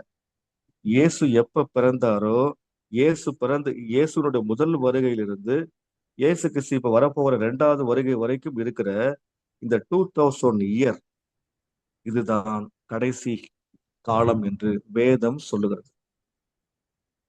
மறுபடியும் சொல்கிறேன், கடைசி காலம் என்பது ஏதோ 2000 அப்புறம் கிடையாது. இயேசு கிறிஸ்து இந்த உலகத்தில் வந்த முதல் வருகை. இன்னும் புரியும்படி சொன்னா, அவர் வந்து உயிர்த்தெழுந்ததுக்கு பிறகு. ஏன்னா அவர் வந்தாரு, ஏன்னா 33 வருஷம் வாழ்ந்தாரு, போயிட்டாரு. 33வது வயசுல அந்த அப்படின்னா கிபி 33 வச்சுக்கோங்க. 33ல இருந்து இயேசு கிறிஸ்து மறுபடியும் வரப்போறாரு பாத்தீங்களா? அந்த வருஷம் வரைக்கும் இருக்கிற காலகட்டங்கள் அது கிட்டத்தட்ட 2000 ஆண்டுகள். அந்த 2000 ஆண்டுகள் கொண்ட அந்த காலம் தான் கடைசி காலம். இப்ப நாம கடைசி காலத்துல வாழ்றோமா, கடைசி நிமிடத்துல வாழ்றோமா என்பதை சற்று நீங்களும் நானும் சிந்திக்க வேண்டும். யோசிச்சு பாருங்க. கிபி 33 வயசு. ஏன்னா 33ல ஆண்டவர் இந்த உலகத்தை விட்டு பரலோகத்துக்கு போயிட்டார், நமக்கு எல்லாம் தெரியும். அப்ப அடுத்த 2000 என்னது? நீங்களே கணக்கு போட்டு பாருங்க. 2033. குறித்து வைத்துக் கொள்ளுங்கள், நோட் பண்ணிக்கோங்க, மைண்ட்ல வச்சுக்கோங்க. இருக்கலாம், நடக்கலாம், சிந்தித்து செயல்படுங்க. ஏன் நான் வசனம் என்ன சொல்றேன்னு பாத்தீங்க, கலாத்தியர் 4ஆம் அதிகாரம் 5வது வசனம். அப்ப பாருங்க, இயேசு எப்ப பிறக்கணுங்கிறத கூட எப்படி டிசைன் பண்ணுது? காலம் தான் டிசைன் பண்ணுது. கலாத்தியர் 4ஆம் அதிகாரம் 5ஆம் வசனம் வாசிங்க. 260வது பக்கம். காலம் நிறைவேறின போது ஸ்திரீனிடத்திலே பிறந்தவரும் நியாய பிரமாணத்திற்கு கீழானவருமாகிய நம்முடைய குமாரனை தேவன் அனுப்பினார். பாருங்க, காலம் நிறைவேறின போது, அதான் ரொம்ப முக்கியமான வார்த்தை. காலம் நிறைவேறின போது, அப்ப அந்த சீசன், அந்த காலம் வந்த உடனே ஸ்திரீனிடத்தில் பிறந்தவரும் நியாயப்பிரமாணத்துக்கு கீழானவரும் ஆகிய தம்முடைய குமாரனை பிதாவாகிய தேவன் இந்த உலகத்துல மனுஷனாக அனுப்புறாரு. ஏன்னா அது அவருடைய காலம். அந்த காலம் வந்துச்சா, அது அந்த காலத்துல இயேசு பிறக்கணும் உலகத்துல. அவர் பிறந்ததுல இருந்து ஒரு புது அடுத்த ஒரு யுகம் ஆரம்பிக்குது. அதனால அந்த காலம் நிறைவேறின போது, என்ன காலம் நிறைவேறின போது? இயேசு வருவதற்கான, இந்த உலகத்துல பிறப்பதற்கான காலம் நிறைவேறின உடனே பிதாவாகிய தேவன் அவர் இந்த உலகத்துல அனுப்பி அவரை பிறப்பிக்க வைக்கிறாரு. அதுதான் பாருங்க, எபேசியர் 1 9 வசனம் வாசிங்க. எபேசியர் 1 9 வசனம் 264 பக்கம். அங்கே என்ன போட்டிருக்கு பாருங்க. காலங்கள் நிறைவேறும் போது விளங்கும் நியமத்தின்படி பரலோகத்தில் இருக்கிறவைகளும் பூலோகத்தில் இருக்கிறவைகளும் ஆகிய சகலமும் கிறிஸ்துவுக்குள்ளே கூட்டப்பட வேண்டும் என்று. பாருங்க, இங்கே என்ன போடப்பட்டு பாருங்க, காலங்கள் நிறைவேறும் போது. அதுதான் கீவேர்டு. அதான் ஏன்னா காலங்கள் நிறைவேறும் போது விளங்கும் நியமத்தின்படி பரலோகத்தில் உள்ளவைகளும் பூலோகத்தில் உள்ளவைகளும் ஆகிய சகலமும் கிறிஸ்துவுக்குள் ஒன்றாக்கப்பட வேண்டும், அதாவது கூட்டப்பட வேண்டும் என்பது என்னவா? அவருடைய சித்தம். அங்க போட்டிருக்கு பாருங்க 10வது வசனத்துல, கூட்டப்பட வேண்டும் என்று தமக்குள்ளே தீர்மானித்து இருந்த தம்முடைய தயவுள்ள சித்தத்தின் ரகசியத்தை எங்களுக்கு அறிவித்தார். பவுல் சொல்றார், எங்களுக்கு சொல்லி கொடுத்தாரு. ஏன்? இந்த காலத்துல சபையும் பூலோகத்துல இருக்கிறவங்களும் பரலோகத்துல இருக்கிறவங்களும் ஜீசஸுக்கு அப்புறம் தான், அவருடைய உயிர்த்தெழுதலுக்கு அப்புறம் ஒன்று சேர வேண்டும் என்பது, கூட்டப்பட வேண்டும் என்பது அவருடைய சித்தம். அதை எங்களுக்கு அவர் சொல்லி கொடுத்தாரு. அப்ப பாருங்க, தேவன் ரகசியத்தை எல்லாருக்கும் சொல்லி கொடுக்குறாரான்னு பார்த்தா இல்ல. இப்ப நாமளே எடுத்துக்கோங்க. இப்ப நம்ம வீட்டுல சில ரகசியங்கள்லாம் நம்ம வச்சிருக்கிறோம். நாம சிம்பிளா சொல்றோமே, நம்ம வீட்டினுடைய பீரோ லாக்கர் கீ, அது நம்முடைய வீட்டுல ஒரு ரகசியமான ஒரு விஷயம். பீரோக்குள்ள என்னென்னலாம் இருக்குது அது யாருக்கு தெரியும்? நம்ம வீட்டுல இருக்கிறவங்களுக்கு. அது பார்த்தா நம்ம வீட்டுல பிள்ளைங்களுக்கு கூட தெரியாது. நம்மளுடைய பிள்ளைங்களுக்கு கூட நம்ம என்ன பணம், எவ்வளவு பணம் வச்சிருக்கிறோம், சில பேர் நான் நகை வச்சு என்ன டாக்குமெண்ட் இருக்குது, அது கூட தெரியாது. சின்ன குழந்தைங்களை நம்ம சொல்லிக் கொடுக்க மாட்டோம், ஏன்னா அது அவங்களுக்கு புரியாதுன்னு சொல்லி. ஆனா கணவன் மனைவிக்கு தெரியுமா? தெரியாது. கணவன் மனைவி ரொம்ப 2 பேரும் அந்யோன்யமா அன்பா இருக்கிறவங்களுக்கு இப்ப ரகசியத்தை யாருக்கு வெளிப்படுத்துவாங்க? அப்ப நான் என்னுடைய சில விஷயங்களை, அந்த முக்கியமான விஷயங்களை மனைவிக்கு வெளிப்படுத்து. இல்லைன்னா என் மேல யார் ரொம்ப நம்பிக்கையா இருக்கிறாங்களோ, என் மேல அன்பு, இவங்க கிட்ட சொன்னா அது கரெக்டா அந்த ரகசியத்தை பாதுகாப்பாங்க, அவங்க கிட்ட அந்த விஷயத்த நான் சொல்லுவேன். அப்ப என்ன ரகசியம் என்றாலே எல்லாருக்கும் பொது வெளியில அறிவிக்கக்கூடிய விஷயமா, இல்ல ஒரு குறிப்பிட்ட நபர்களுக்கு சொல்ல வேண்டிய விஷயமா என்று நீங்க சற்று யோசித்து பாருங்க. அப்ப ஆண்டவர் வேதத்துல நிறைய ரகசியங்களை வச்சிருக்கிறாரு. அந்த ரகசியங்களை இந்த பைபிளை படிக்கிற எல்லா கிறிஸ்துவங்க தேவன் வெளிப்படுத்திட்டாரா, இல்ல ஒரு சில பேருக்கு தான் வெளிப்படுத்தினாரா என்பதை சற்று நீங்க யோசித்து பார்க்கணும். ஏன்னா அங்க அவர் சொல்றாரு பாருங்க 10வது வசனத்துல, தமக்குள்ளே தீர்மானித்து இருந்த தம்முடைய தயவுள்ள சித்தமா. அந்த சித்தம் எல்லாருக்கும் வெளிப்படுத்தல, அந்த சித்தத்துல இருக்கிற ரகசியம், அந்த ரகசியத்தை எங்களுக்கு அறிவித்தார், எங்களுக்கு அதை சொல்லி கொடுத்தார். அத சொல்லிட்டு இங்க சொல்றாரு பாருங்க, அதே எபேசியர் 3 4, 5, 6 வசனத்துல அவர் சொல்றாரு பாருங்க, பவுல் சொல்றாரு, இதை குறித்து நான் முன்னமே சுருக்கமாய் எழுதியிருக்கிறேன். எப்ப எழுதியிருக்கிறாரா? இந்த 1 அதிகாரத்துல எழுதுனத இங்க சொல்றாரு.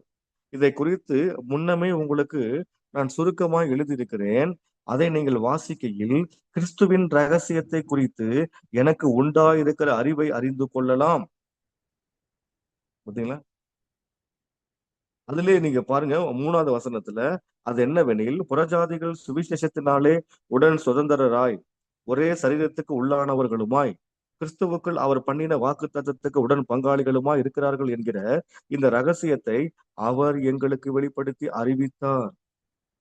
அவர் எனக்கு வெளிப்படுத்தி, அங்க போட்டு பாருங்க, அவர் எனக்கு வெளிப்படுத்தி அறிவித்தார்.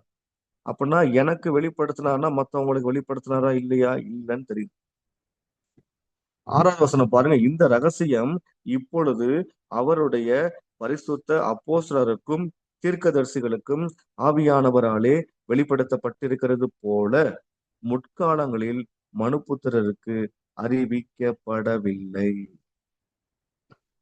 ரகசியத்தில் உள்ள வசனங்கள் ஆழங்களுக்குள்ள போனா மட்டும்தான் இதை நம்ம புரிஞ்சுக்க முடியும். என் ஆண்டவர் ஏன்னா ஆண்டவர் ஏன்னா அவர்கிட்ட ஒரு தெய்வீக சட்டம் இருக்குது, ரூல்ஸ் இருக்குது. என்ன ரூல்ஸ்னா அந்த சட்டத்தை மீறி அவர் எதுவுமே செய்வது கிடையாது. ஏன்னா ஆண்டவர் ஒரு சட்டம் போட்டார்னா அந்த சட்டம் என்னன்னு பார்த்தோம்னா அவருக்கும் அந்த சட்டம் பொருந்தக்கூடியதா இருக்குது. அவரும் அந்த சட்டத்தை கை கொண்டு நடக்கிறவரா இருக்கிறார். அந்த சட்டத்தை அவரே கை கொண்டவராய் அவரே செயல்படுத்துகிறவராய் இருக்கிறார். அது என்ன சட்டம் நீங்க யோசிச்சு பாருங்க. ஆமோஸ் ஆமோஸ் 3ஆம் அதிகாரம் 8வது வசனம் வாசிங்க. ஆமோஸ் 3ஆம் அதிகாரம் 8வது வசனம் 1065வது பக்கம். சாரி, 3ஆம் அதிகாரம் 7வது வசனம். நானே வாசிக்கிறேன், எனக்கு டைம் ஆகுது. கர்த்தராகிய 1065வது ஆண்டவர் பக்கம். கர்த்தராகிய ஆண்டவர் தீர்க்கதரிசிகளாகிய நம்முடைய ஊழியக்காரருக்கு தமது இரகசியத்தை வெளிப்படுத்தாமல் ஒரு காரியத்தையும் செய்யார். பாத்தீங்களா, ஆண்டவர் சொல்றாரு பாருங்க. கர்த்தராகிய ஆண்டவர் தீர்க்கதரிசிகளாகிய தம்முடைய ஊழியக்காரருக்கு தமது ரகசியத்தை வெளிப்படுத்தாமல் ஒரு காரியத்தையும் செய்யார். இது அவருடைய சட்டம், தேவனுடைய தெய்வீக சட்டம். இந்த உலகத்துல ஆண்டவராகிய தேவன் எது செய்வதாக இருந்தாலும், பரலோகத்துல தேவன் எது செய்வதாக இருந்தாலும், இந்த அண்ட சராசரங்களில் தேவன் எது செய்வதாக இருந்தாலும், அப்ப செய்யும் அந்த காலகட்டத்தில், மறுபடியும் சொல்றேன், அது ரொம்ப முக்கியமானது.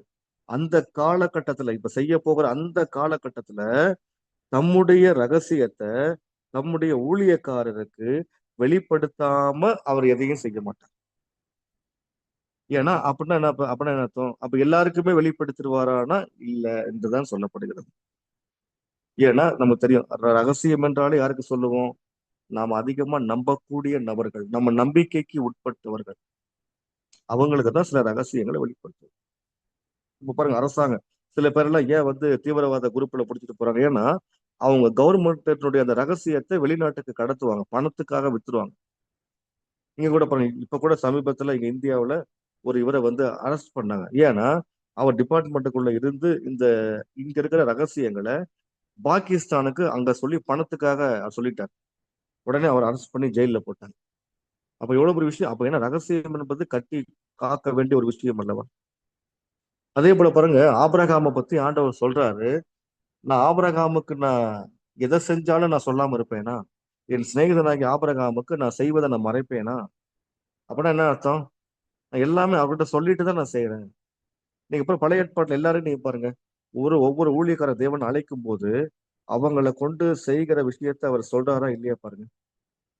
ஆபிரகாம் அழைக்கும் போது உன் மூலியமா தேசம் ஆசீர்வதிக்கப்படும், நீ ஆசீர்வதிக்கிற நான் ஆசீர்வதிப்பேன்.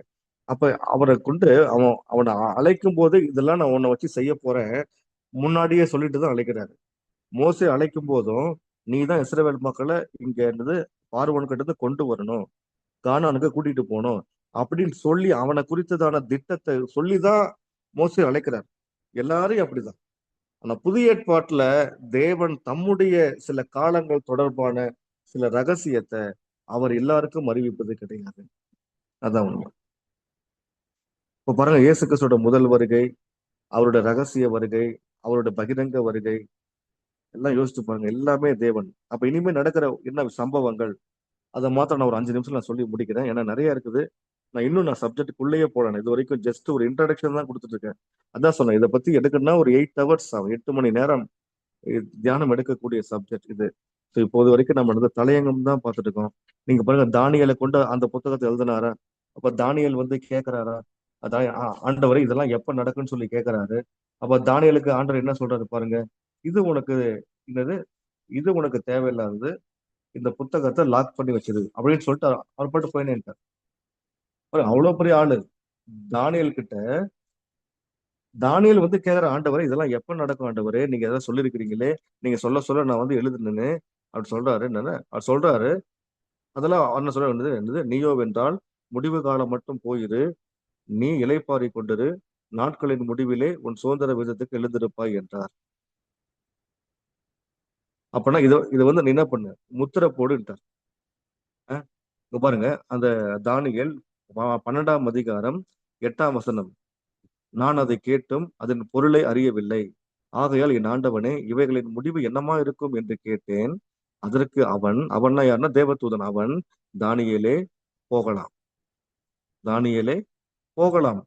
இந்த வார்த்தைகள் முடிவு இந்த வார்த்தைகள் முடிவு காலம் மட்டும் புதை பொருளாக வைக்கப்பட்டும் முத்திரிக்கப்பட்டும் இருக்கும். அப்ப என்ன அர்த்தம்னா, இதை யாரும் உணர்ந்து கொள்ள முடியாது. அப்ப யார் உணர்ந்து கொள்வார்கள்? அடுத்த வசனம் பாருங்க. அநேகர் சுத்தமும் வெண்மையுமாக்கப்பட்டு புடமிடப்பட்டவர்களாய் விளங்குவார்கள். துன்மார்க்கரோ துன்மார்க்கமாய் நடப்பார்கள். துன்மார்க்கரில் ஒருவனும் உணரான்.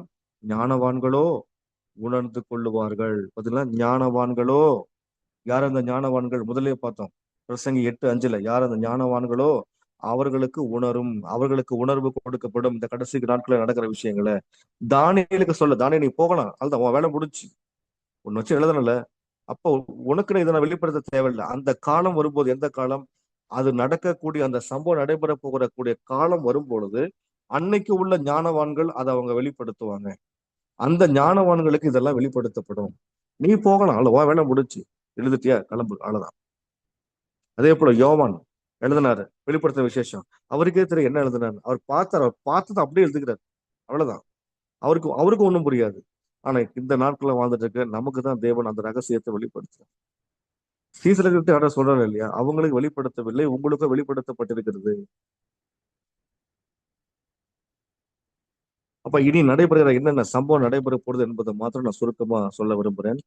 அடுத்து என்ன நடக்க போதுன்னா, இயேசு கிறிஸ்து அவருடைய வருகையில அவர் வரப்போகிறார். இயேசு தமது ரகசிய வருகையில வருகிறார். பூமியில அவர் வரமாட்டார், வானத்திலே தோன்றுவார். சபை எடுத்துக்கொள்ளப்படும், மணவாட்டி சபை எடுத்துக்கொள்ளப்படும். அப்ப மணவாட்டி சபையினம் எண்ணிக்கைக்கு உட்பட்டவர்கள். நீங்க நினைக்கிற மாதிரி எல்லா கிறிஸ்தவங்களும் போயிட மாட்டாங்க. அதெல்லாம் நிறைய இருக்கு, அதெல்லாம் நம்ம சொல்லிக் கொடுக்க முடியாது, ஏன்னா அது நிறைய விஷயம் இருக்கு. அப்புறம் ஏன்னா என்னது, எல்லாருமே எடுத்துக்கொள்ளப்பட மாட்டாங்க. 1 தெசலோனிக்கேயர் 4:16-17 அந்த வசனம் இருக்குது. அதனால எக்காலம் துணிக்கும், பிரதான தூதரோட சத்தம் கேட்கப்படும். அப்ப தேவன் வானத்திலிருந்து வருவார். முதலாவது கிறிஸ்துவுக்குள் மரித்தவர்கள் எழுந்திருப்பார்கள். பிறகு உயிரோடு இருக்கும் நாமும் அவர்களுடைய நம்ம என்ன பண்ணுவோம், எதிர்கொண்டு நாம தான் அவங்க போவோம். அவர் இங்கிருந்து நம்மள சபையை கொண்டு போயிட்டு மத்திய பரதீசு என்று சொல்லப்படுகிற இடத்திலே நம்மை இளைப்பாற பண்ணுவார். 7 வருடங்கள் இளைப்பாற பண்ணுவார். அந்த 7 வருடங்கள் இந்த உலகத்துல உபத்திரவ காலம் நடைபெறும். முதல் 3.5 ஆண்டுகள் உபத்திரவ காலம், 2வது 3.5 ஆண்டுகள் மகா உபத்திரவ காலம் நடக்கும். அதே 3வது ஆண்டுல மேல இங்கிருந்து எடுத்துட்டு போன மணவாட்டி சபை அங்க இளைப்பாரி கொண்டு அந்த ரெஸ்ட்ல இருப்பாங்க. மத்திய பரதேசுல அவங்க ஆயத்தப்படுத்தப்பட்டு அங்க இயேசுவுக்கும், அதாவது ஆட்டுக்குட்டியானவருக்கும் மணவாட்டிக்கும் திருமணம் நடைபெறும். ஆட்டுக்குட்டியானவருடைய கல்யாணம் 7வது ஆண்டு முடிவிலே நடைபெறும். அப்ப 7வது ஆண்டிலே முடிவிலே நடைபெற்று அவர் இயேசு கிறிஸ்து மறுபடியும் இந்த உலகத்துக்கு வருகிறார். அப்ப அவர் வரும்போது சிங்கிளா வரல, அவரோட கூட சேர்ந்து மணவாட்டி வராங்க. பிறகு கொடான கூடிய தேவ தூதர்கள் இறங்கி வர்றாங்க. அவருடைய பாதம் ஒலிவ மலையின் மேல் வைக்கப்படும். அப்ப ஒலிவ மலை மேற்கு கிழக்காக, வடக்கு மேற்காக பிரிக்கப்படும். வடக்கு தெற்க பிரிக்கப்பட்டு 2ஆக உடையும். அப்ப என்ன நடக்குதுன்னா, அர்மெகதோன் என்கிற இடத்துல யுத்தம் நடைபெறும். அந்த யுத்தம் நடைபெற்று அன்னைக்கு பிசாசனுடைய கள்ள தீர்க்கதரிசியும் பிசாசனுடைய அந்தி கிறிஸ்துவும் அந்த யுத்தத்துல அழிக்கப்படும். அப்ப பிசாசனுடைய ஆத்துமாவும் பிசாசனுடைய ஆவியும் அழிக்கப்பட்டு பிசாசனுடைய சரீரமாகிய மிருகம், என்னது, வலு சர்ப்பம், அது 1000 வருடம் பாதாளத்தில் சிறை வைக்கப்படும். அந்த 1000 வருடம் இயேசு தன்னுடைய மணவாட்டியோடு கூட இந்த உலகத்துல 1000 வருட அரசாட்சியை நடத்துவார். இன்னும் சொல்ல போனா பரலோக கால கணக்கின்படி இந்த உலகத்துல ஒரு நாள் ராஜாவாக, ஒரு நாள் முதல்வராக, ஒரு நாள் அதிபதியாக உலகத்தை தன் கண்ட்ரோல் எடுப்பார்.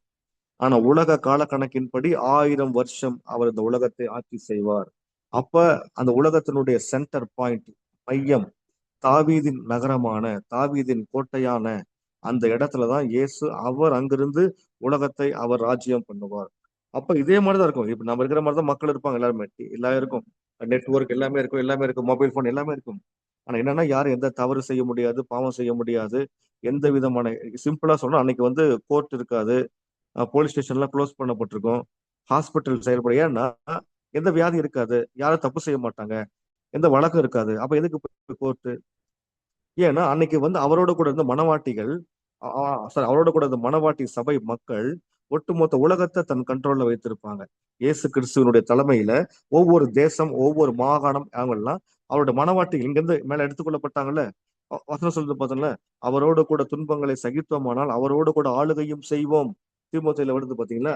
அப்ப அவரோடு கூட இந்த உலகத்துல யார் யாரெல்லாம் வசனத்துக்காக, சத்தியத்துக்காக, சுவிசேஷத்துக்காக உபத்திரவங்கள், பாடுகள், கஷ்டங்கள், வேதனைகள், ரத்த சாட்சியா செத்தாங்களோ அவங்கதான் மணவாட்டிகள். நாம நினைச்சிருக்கோம் நம்ம எல்லாருமே போயிடுவோம். அவ மணவாட்டி லிஸ்ட் வந்து ரொம்ப ரொம்ப குறைவு தான். அவங்க தான் இங்க இயேசு கிறிஸ்து மறுபடியும் வரும்போது இங்க அவங்க அவங்க இயேசு கிறிஸ்துவோட தலைமையில இத்தனை பேர் சேர்ந்து உலகத்தை ஆட்சி செய்வாங்க. அப்ப ஒவ்வொரு நாட்டுக்கும் ஒவ்வொரு அதிபதிகளாக ஆண்டவர் தம்முடைய மணவாட்டி சபை மக்களை தேவன் வைத்திருப்பார். 1000 வருட அரசாட்சி முடிஞ்சதுக்கு அப்புறம் 1000 வருட முடிவிலே சிறை வைக்கப்பட்ட வலு சர்ப்பமாகிய மிருகம் விடுவிக்கப்படும். அவன் அன்னைக்கு இருந்த உலகத்துல கோகு மாகோகு 2 கூட்டத்தை சேர்த்து ஆண்டவருக்கு எப்படியாவது ஆப்போசிட் பண்ணணும்னு சொல்லி யுத்தம் செய்வதற்காக அவன் ஆயத்தப்படுவான். அதற்கு முன்பதாக ஆண்டவர் இந்த அப்ப இருந்த மக்கள் பாவிகள் துன்மார்க்கிற உயிர்த்தலை பண்ணி மேல கொண்டு போயிடுவாரு. அன்னைக்கு இருந்த கொஞ்சம் மக்களை மேல போயிடுவாரு. மேல போயிட்டு இந்த உலகத்தை எப்படி படைச்சாரோ அதே போல இந்த ஒட்டுமொத்த உலகத்தை அக்கினியால அழிக்கிறாரு. அப்பதான் அந்த அந்த பேதுருல வர்ற வசனங்கள், அக்கினிக்கு இந்த உலகம் இரையாக்கப்படும். அப்போ அதுல பிசாசு, கோகு, மாகோகு எல்லாமே உலகத்தோடு எல்லாம் எரிஞ்சு சாம்பலாகிவிடும். அப்ப இந்த மக்கள் எல்லாம் எடுத்துக்கொள்ளப்பட்டு எங்க வருவாங்க? நியாய தீர்ப்புக்கு வருவாங்க. அந்த நியாய தீர்ப்புல யார் யாருக்கு என்னென்ன ஜட்ஜ்மெண்ட் கொடுக்கப்பட்டு அப்ப அங்க வருவாங்க. அப்போ வந்து இயேசு கிறிஸ்துவோட ராஜ்யம் எங்க இருக்குது? புதிய வானம், புதிய பூமி, புதிய எருசலேம். புதிய வானத்துல இயேசு கிறிஸ்துவோட தூதர்கள் இருப்பாங்க.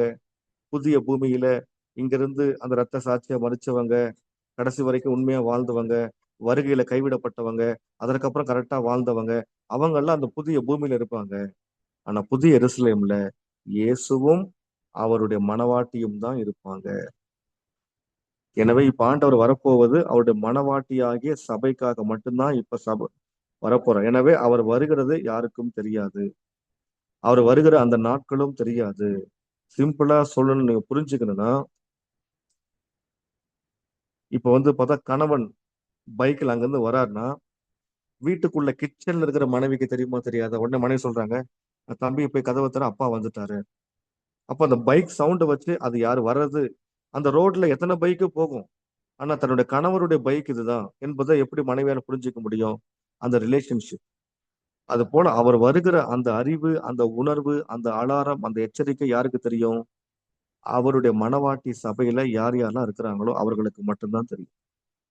மத்தவங்களுக்கு தெரியும். மத்தவங்க வேலையை பார்த்துட்டு சபை சர்ச்சு அவங்க வேலையை பார்த்துட்டு இருப்பாங்க. எனவே அவர் வரப்போகிறார், சீக்கிரம் வரப்போகிறார். அவருடைய அந்த வருகையின் கடைசி நிமிடத்துல அப்படிதான் நான் சொல்லுவேன் வாழ்ந்துட்டு இருக்கோம். 2030க்கு மேல இந்த உலகம் வேறு விதமான உலகத்து நேரம் போய் கொண்டிருக்கிறது. One world, one religion, one currency. சீக்கிரமா 2028க்கு மேல வரப்போகிறது. இன்னும் சொல்ல போனா கொலோசியர் 1:13 படி, ஏசாயா 60 படி உலகம் முழுக்க டெக்னாலஜி என்கிற ஒரு இருள் நம்மை மூடி கொண்டிருக்கிறது. இப்பிரபஞ்சத்தின் தேவனாகிய பிசாசு அவன் இன்னும் பீக்ல இந்த உலகத்தை கண்ட்ரோல் பண்ண போறான். ஏன்னா இயேசு வந்து மணவாட்டி சபையை தூக்கிட்டு போயிட்டார்னா இந்த உலகத்துல இயேசுவும் இல்லை, பரிசுத்த ஆவியானவரும் இல்லை. இப்ப யார் மட்டும்தான் இருக்கிறது? பிசாசு மட்டும்தான் இருக்கும். எனவே அவனுக்கு கொஞ்ச காலம் தான் இருக்குதுன்னு சொல்லி அவன் பயங்கர ஃபோர்ஸ்ல இந்த உலகத்தை வஞ்சித்து மோசம் போக்கி அந்த வேலையை அவன் செய்வான். எனவே கர்த்தருக்கு சித்தமான தொடர்ந்து அடுத்த முறை பார்ப்பதற்கு முயற்சி பண்ணுவோம். தேவனுக்கு மகிமை உண்டாகட்டும். இதோடு இதை நான் முடித்துக் கொள்ள விரும்புகிறேன். இப்போ டைம் ஆயிடுச்சு. மறுபடியும் நான் குளிச்சுட்டு உடனே நான் ஒரு 4 மணி நேரம் டிராவல் பண்ணி ஒரு ஊருக்கு போகணும். நான் 7 மணிக்கு நான் உடனே கிளம்பணும். என் ஊழியர்களுக்கு ஜெபித்துக் கொள்ளுங்கள். அங்க ஒரு கூட்டத்தில் நான் பேச போகிறேன். ஜெபித்துக் கொள்ளும்படி அன்போடு கேட்டுக்கொள்கிறேன். ஸோ இதெல்லாம் உங்களுக்கு ஓரளவு புரிந்திருக்கும்னு நினைச்சுங்க. நீங்க நோட்ஸ் எடுத்து நோட் பண்ணி வச்சுக்கோங்க. கர்த்தருக்கு மகிமை உண்டாகட்டும். ஸோ நம்ம ஜெபித்து யாராவது நம்ம ஜெபித்து முடிச்சிருங்க. தேங்க்யூ. Thank you pastor, thank you. கர்த்தர் தாமே உங்களை